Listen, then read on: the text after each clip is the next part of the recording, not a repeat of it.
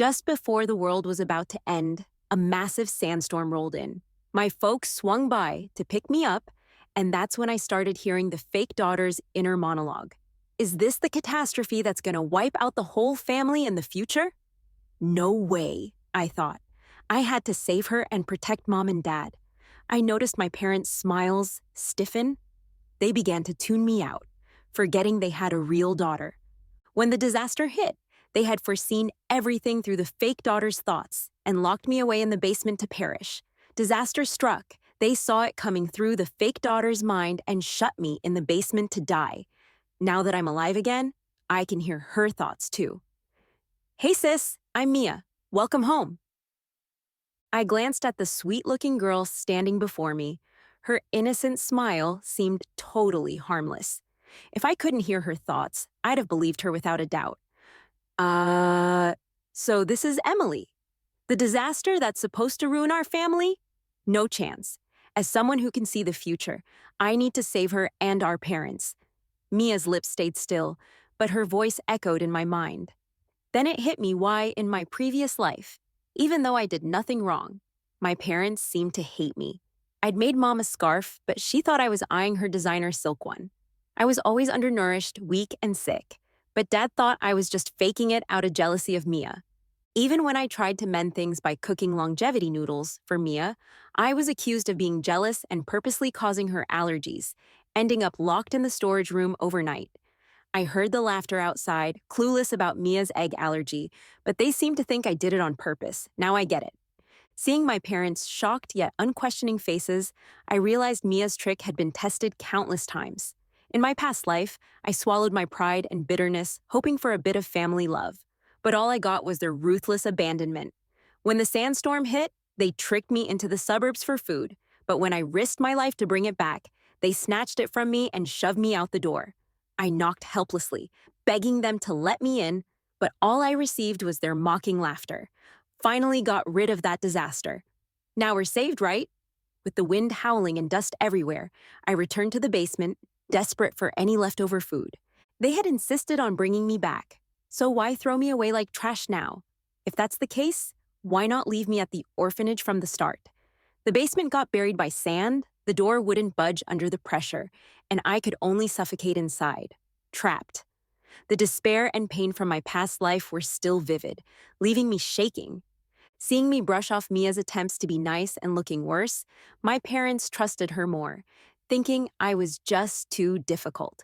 Dad scowled, clearly annoyed. Hey, didn't you hear her say hi? Max shoved me from behind Mia. What's your deal? Giving Mia the cold shoulder right after coming home, huh? Who do you think you are? I staggered, nearly tripping, and glared at him. He was my fiancé, or rather, Mia's now. My parents looked taken aback, not expecting me to be so fragile. Seeing this, Mia looked down, pretending to be hurt. Seems like sister doesn't like me. I did take away her life for 18 years. Now that she's back, I should leave this family and return everything to her. Hearing her thoughts, whatever pity my parents had vanished. Max sneered. I just gave you a little push. Why the big reaction? Mom hugged Mia warmly. Sweetie, even with your sister back, our love for you won't change. You didn't steal anyone's life, and no one can kick you out. You'll always be our little princess. Then she shot me an annoyed look. Don't bring your outside drama into our home. Mia's innocent, she's done nothing wrong. I stood up coldly, my bones thin and fragile beneath my sleeves, looking shockingly skinny. I don't know what you're talking about. Did I do anything bad to her? I know you didn't mean it. It's just that after 18 years of barely eating, I'm really weak. That's why I fall so easily. I don't blame you. Max was speechless for a moment, looking away guiltily. Mom glanced at the well-fed Mia, then back at me, her own daughter so painfully malnourished. She softened a bit, telling me to clean up for dinner. Mia nestled into Mom's arms, looking upset. Sister must have had a tough time at the orphanage. Maybe that's why she steals money? It's my fault. I made her develop thieving habits. Mom's softened expression darkened again. Fine, you just got back. You don't know our rules yet, so don't bring shame to the family. Take Mia with you. Mia bowed her head, eyes red and scared. Sister was always bullying other kids at the orphanage and taking their stuff. Won't she bully me for being jealous of the love I have from our parents and kick me out? She shrank back, tears welling up in her big eyes as they comforted her while leaving me feeling alienated, watching their family's loving facade. Compared to Mia, I seemed so heartless. My parents grew more annoyed, already convinced I was ungrateful and would hurt them in the future. Don't sulk like we owe you something. Get your crap out. Wash off that stinky smell. Looks like you need some manners lessons. Then they ignored me, taking Mia to pick out dresses. Watching them leave, I couldn't help but chuckle bitterly. Guess I won't need those etiquette lessons because soon the sandstorm will hit and they'll pay for what they did. In this life, I no longer chased their approval or love. But still, Mia couldn't stand my existence. I was about to claim all the inheritance. My plan was going smoothly until Emily showed up. What bad luck. With my parents out, I eyed Mia's innocent face, pretending to stay calm while listening to her real thoughts. Looks like I need to find a way to handle her. I couldn't help but laugh out loud. So, she's been plotting my downfall all along. As the sandstorm day approached, I started thinking about avoiding the tragic fate of my previous life. Now I'm all alone. Even if I escape early, I've got nowhere to go. And it might alert my family, but if I do nothing and wait for the day, with Mia stirring things up, they'd still see me as the bad omen. I can't possibly face 3 strong adults alone. Right now, the only plan is to find a safe spot to hide. But I've got no cash, so I need to find a chance to get some. Find a safe spot to hide. But I've got no cash, so I need to find a chance to get some. Unexpectedly, Mia handed me that chance. Emily, I can't believe how awful you are.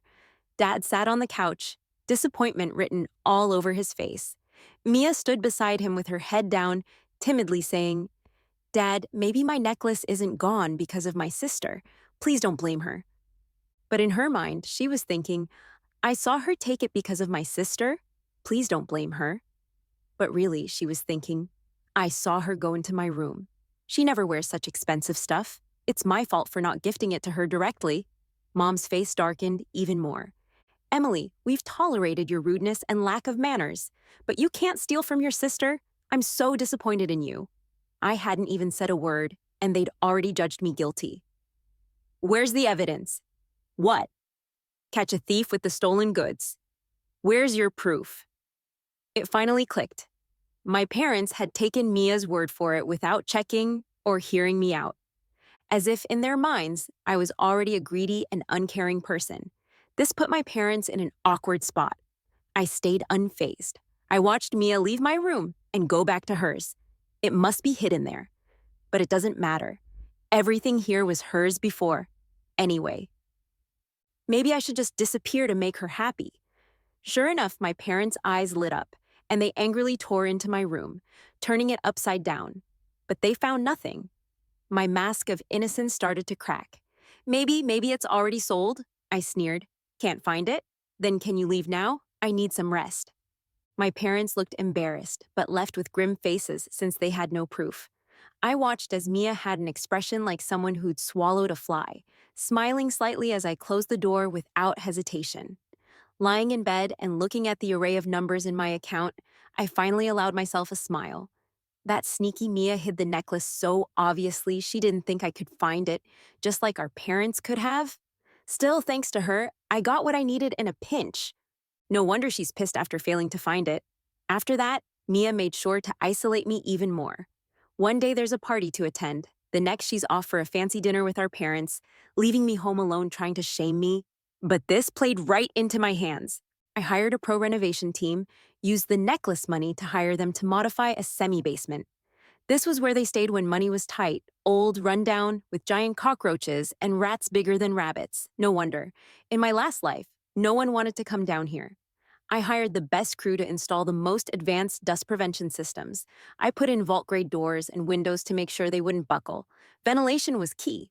I chose the most precise air system, so even if the basement got buried in sand, I could still ensure a steady flow of fresh air. I also separated a bathroom, kitchen, and bedroom. I made them rush the job. With a 7-figure deposit, the crew sped up their work like crazy. Money really is the ultimate motivator.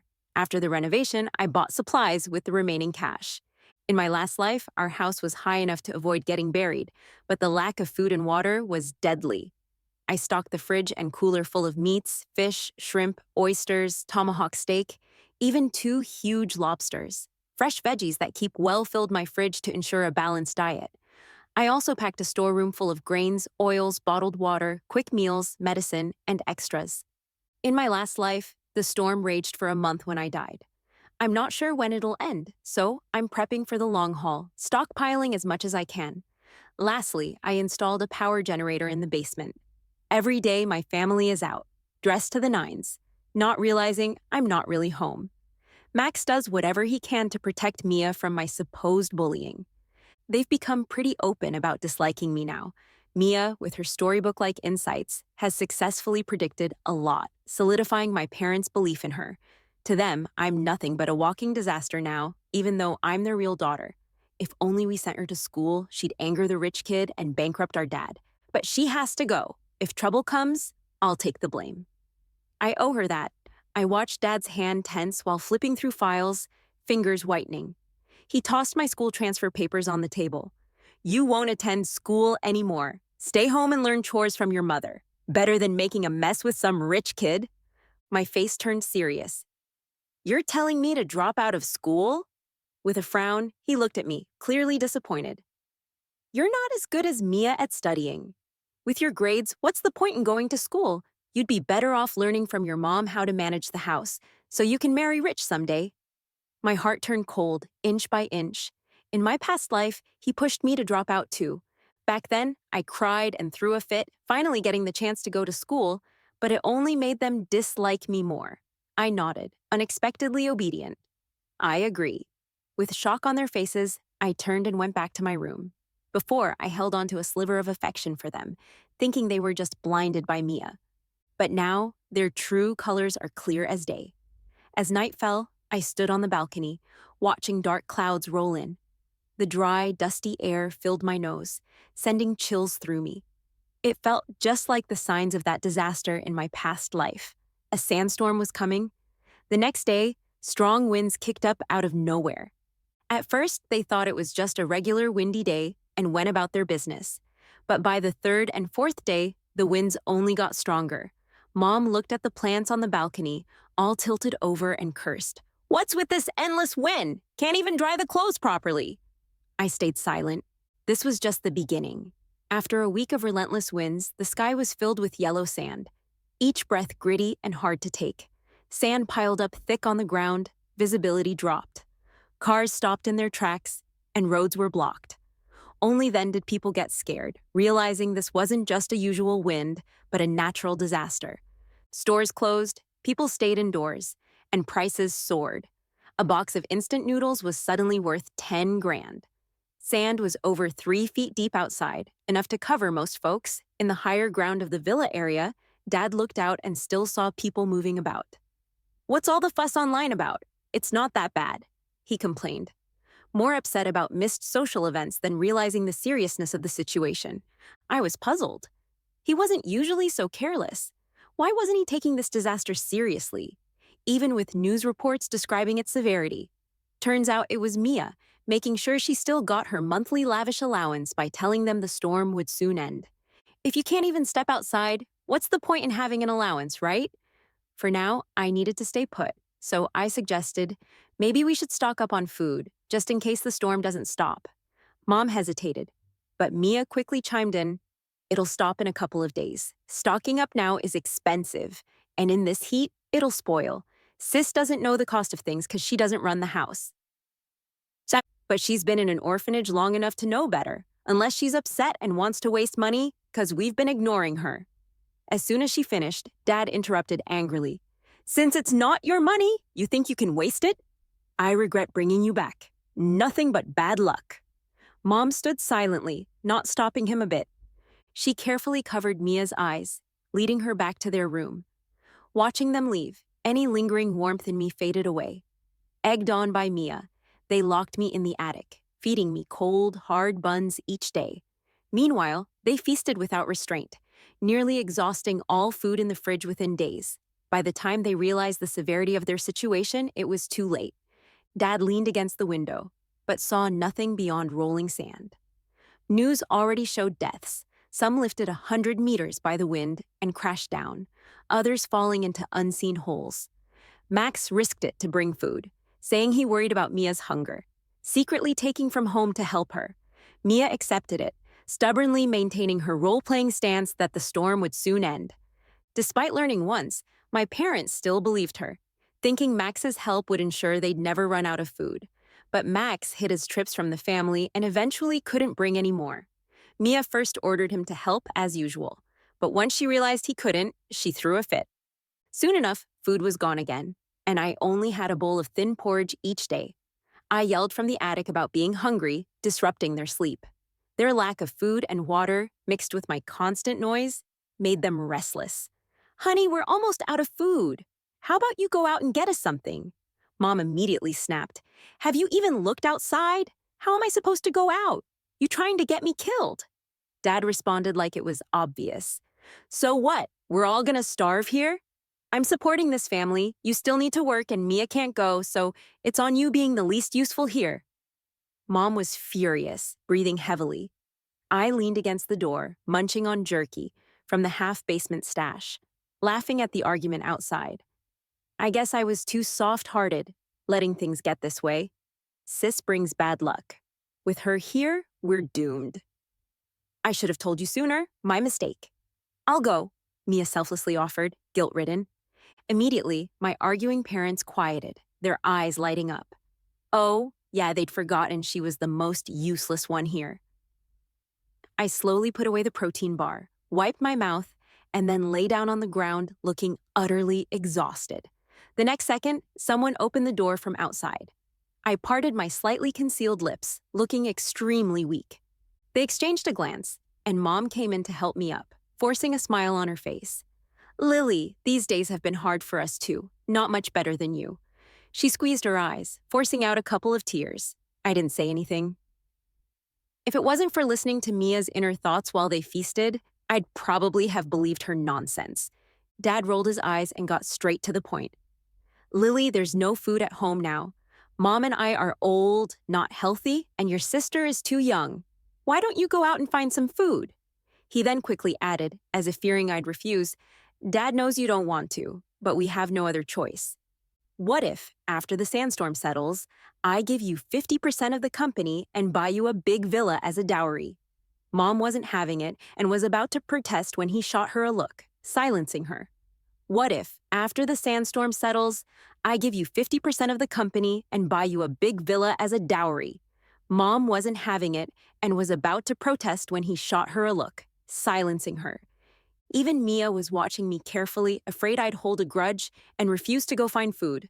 To their surprise, I didn't argue and just nodded. "Okay, I'll go." They were shocked. "Lily, you're really gonna go? The wind outside can kill you," I silently sneered. "As long as Dad remembers to give me the shares." A hint of disdain flashed across their faces. Dad was overjoyed, quickly yanking me out the door in a hurry. "Lily, try to get to the semi-basement on the outskirts. There should be some food left there." I demanded to bring my own bag to pack the stuff. They were just so focused on sending me out, they didn't suspect a thing. As I walked out the door with my bag, they quickly slammed the door shut behind me, no hesitation at all. I put on the protective gear I had prepared, grabbed the car keys, snuck out from home, and headed to the city's outskirts. When I stepped into the safe house I built myself, it was like heaven compared to the tense, depressing atmosphere at home. I started the generator and air handler, and the room instantly brightened up. It had been so long since I smelled air that wasn't dusty and dry. I turned on the AC and set it to a perfect 78 degrees, changed into a silk nightgown, and flopped onto the luxurious mattress. In my previous life, I ended up trapped there, suffocating slowly without light and food, just watching the air run out and being strangled by my despair. Worse than any torment. I never understood why they were so cruel to me, their own daughter, treating me like an enemy. Now I get it. They loved nobody but themselves. Mia, with her ability to foresee outcomes, helped my dad land huge deals. That's why they favored her. In the end, it's all just selfishness. When I was locked in the dark room, I survived with some snacks I hid, but now I was in the mood for something nice. So I leisurely took a steak from the fridge and tossed it onto the skillet. A top-notch tomahawk steak, still slightly bloody, sizzled wonderfully under the butter. I added a few peppercorns and a sprig of rosemary, and it smelled incredible. I cooked the steak just right, sliced it, and poured a glass of 82 wine into the decanter. The aroma mingling was divine. Taking a deep breath, I felt there might be nothing more blissful in this world. After eating and drinking to my content, feeling a bit bored, I picked up my tablet to watch some pre-downloaded shows but changed my mind and decided to check on my home's surveillance. I installed those hidden cameras all over when they weren't home, capturing every corner without blind spots. Now I could lay in my comfy bed, enjoying fruits while watching their every move. I saw my parents casually sitting on the couch, amused by the news reporting worsening sandstorms.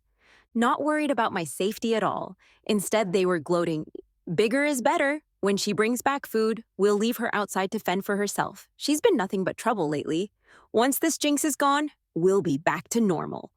Completely oblivious to the danger, they were just waiting for the food I would supposedly bring back. Night fell, and I still didn't return. Dad complained about being hungry and ordered Mom to make dinner, but the pantry was bare. They were banking on me bringing food home. "Where did that brat go? She better not be hiding somewhere stuffing her face, or I'll skin her alive." My dad, starving, cursed at me and Mom. "All you useless spendthrifts, me busting my ass to make money, and you just freeloaders." Mia was too hungry to speak, but tried to keep calm. "No worries, the storm will pass in a few days. When supplies are scarce, we can profit by selling them." That made Dad smile, and he hugged Mia, kissing her cheek. "Mia, my lucky star, when all this crap is over, the company shares are all yours." Mia pretended to be shocked. "But didn't you promise the shares to my sister?" Dad scoffed, not even pretending anymore. "The company I built from scratch, give it to that useless brat? I was just tricking her into fetching food for us." An hour passed, and I was still nowhere to be seen. That's when panic set in. Think she's dead outside? She better not until she brings the food back. Mom tried calling me. I watched my phone flash with her number, finished licking the lychee juice off my fingers, cleaned up with a wet wipe, and answered it leisurely. "Hey, Lily, where the heck are you? Why haven't you brought back the stuff?" I faked a tired voice. "Mom, the basement's buried in sand." "Rescue folks saved me. I'm crammed in a shelter now." "What? You got rescued?" My mom was using the speakerphone, and when Dad heard I was still alive, he couldn't hold back his emotions. "Yeah, Dad, don't worry. I'll be back soon with the supplies they're giving us. You guys just hang tight a bit longer." But they were too hungry to wait. In this post-apocalyptic world, things like dignity and looks don't matter as much as staying alive. There wasn't a grain of rice left at home. They were mad at me, saying, "Are you trying to starve us to death, you ungrateful girl? Get the stuff and come home now." I glanced outside at trees being tossed around by the crazy wind. "Going out would be suicide? I can't believe they even suggested it." The rescue team said we had to wait for the wind to die down before they could give out supplies or let anyone leave. I paused and then added, "There's still half a piece of bread left from before in the room I stayed at. If you're really that hungry, you might want to use it to hold you over." "What, you were hiding bread?" Mom's sharp voice cut in. "You selfish little thing, daring to hog it all for yourself." Dad couldn't bother grilling me about it. He was already so hungry he just rushed to the little storage room and dug out the bread. He looked frustrated the next second. The bread was not only stale, it was moldy. Gross blue-gray spots covered it, making him gag. "Lily, are you playing games with us?" I protested. I was starving back then and had to force it down. "You won't be picky about this now, will you?" They were momentarily silenced by my words. "Honey, just split it into 3. We each get a piece to tide us over for now." Dad broke off a less moldy piece for Mia. Even though she was mad, she had no choice but to eat it. Then, seeing the hungry look in Mom's eyes, Dad suddenly shoved the whole piece into his mouth. Mom was stunned. When she realized what happened, she started hitting him like crazy. "You heartless jerk. I've slaved away for you all these years, and you don't even leave me a bite? I can't believe I was blind enough to be with you." Dad tried to justify it. "How is one bite gonna help? You've been hungry all this time. What's a little more waiting gonna do?" Watching their dog-eat-dog fight from the surveillance feed, I happily sipped my yogurt. These days have been a blast for me. No need to deal with their drama. I sleep in as much as I want. And food? Not a stress at all. 3 meals a day with Chinese, Western, hot pot, barbecue, something new every time. Sitting on the carpet munching pig trotters, I opened up the home surveillance on my phone. Since the city's water and electricity systems got damaged, households were now limited in water and power. It was hot and stuffy. They couldn't even open windows or use AC. The little water they had was either for drinking or taking a bath. But I was chilling in an air-conditioned room with the latest ventilation system keeping everything nice and breezy. They'd gotten so hungry, they cooked the plants from the balcony, roots and all. Not wanting to waste water, they cooked them without washing, dirt and everything. They slurped up every drop, no longer picky like before. They tried checking the weather forecast to see when it would stop raining, but were shocked when they turned on the TV and saw just static snowflakes. They finally panicked.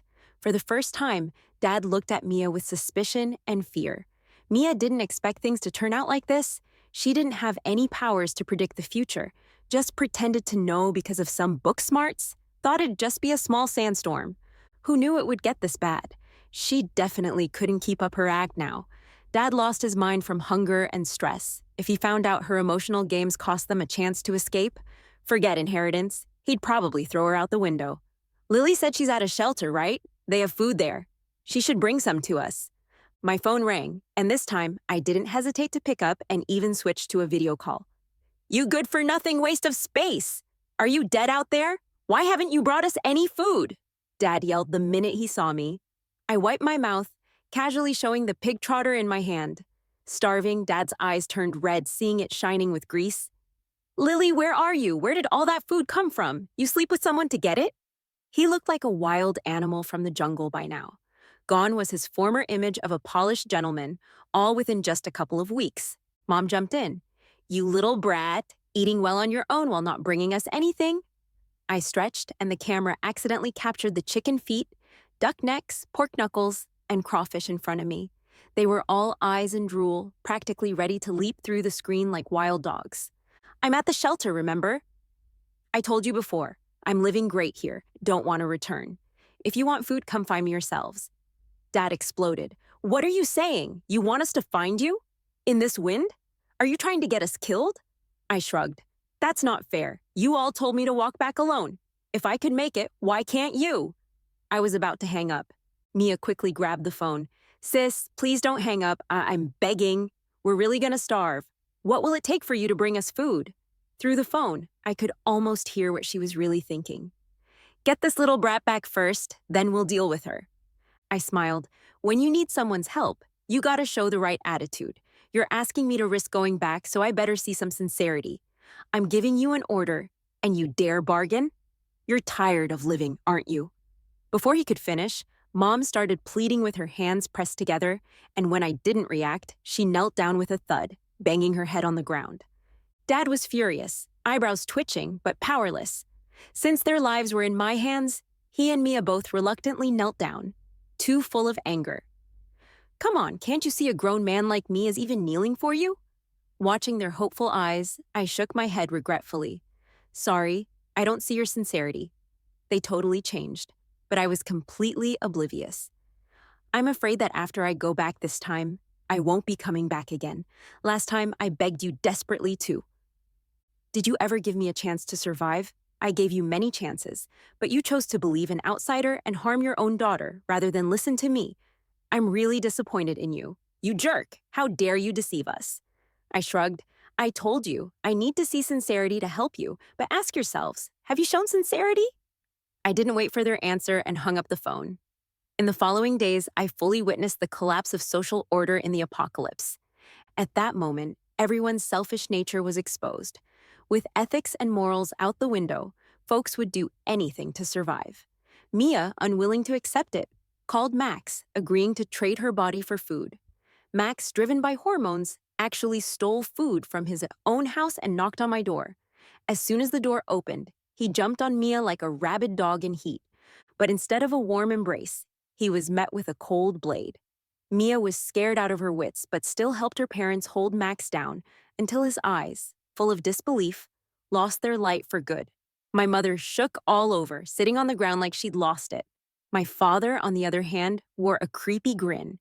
Seeing the beast-like glint in his eyes, a horrific suspicion sprouted in me. That night, no one spoke, but the sound of chopping bones echoed all night long.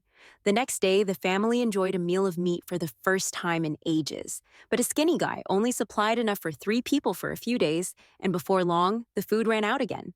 Killing became a switch that unlocked their inner evil. The boundaries of humanity kept slipping lower. Now someone had to head out to find a shelter.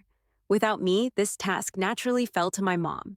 Looking at my dad's greedy face and Mia's evasive eyes, she broke down completely. I've been with you for so many years, and you're sending me to my death?